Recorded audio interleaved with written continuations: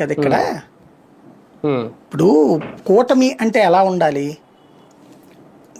ఇప్పుడు తెలుగుదేశం ఎమ్మెల్యే అతనే డామినేట్ చేసుకోమండి అతని నియోజకవర్గంలో.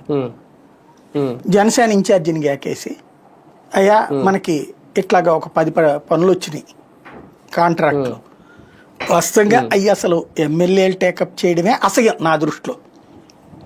ఎమ్మెల్యేలైనా, బార్లైనా, వైన్ షాపులైనా, లేకపోతే రోడ్లైనా ఇట్లాంటివన్నీ సిస్టమేటిక్గా జరగాలి. ఆ సిస్టమ్ ఇప్పుడు చచ్చిపోయింది కదా, కేవలం మాటలకే కదా పరిమితం.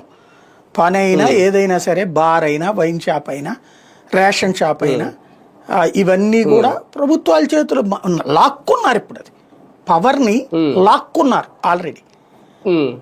రాజ్యాంగబద్ధ వ్యవస్థని పక్కన పెట్టేశారు. పక్కన పెట్టేసినప్పుడు ఫర్ ఎగ్జాంపుల్ ఎక్కడో ఎందుకండి, జనసేన ఏరియాలో, ఎమ్మెల్యే ఏరియాలో ఇసుక ఎవరు తవ్వుకుంటున్నారు? బెల్ట్ షాపులు ఎవరి చేతిలో ఉన్నాయి? బీజేపీ ఎమ్మెల్యే ఏరియాలో ఇసుక ఎవరు తవ్వుకుంటున్నారు? మట్టి ఎవరు తవ్వుకుంటున్నారు? మైనింగ్ ఎవరు తవ్వుకుంటున్నారు? ఈ ఎవరి చేతిలో ఉన్నాయి? బార్లు కానీ, వైన్ షాపులు కానీ. సింపుల్. అక్కడ వాళ్ళ దానికి వదిలేస్తే తెలుగుదేశం ఎమ్మెల్యే పరిధిలో ఉన్న చోట మాకు మన ఏరియాలో మొత్తం నా అసెంబ్లీ నియోజకవర్గంలో 100 వచ్చినాయి అయ్యా, మీరు 12 తీసుకోండి. బీజేపీ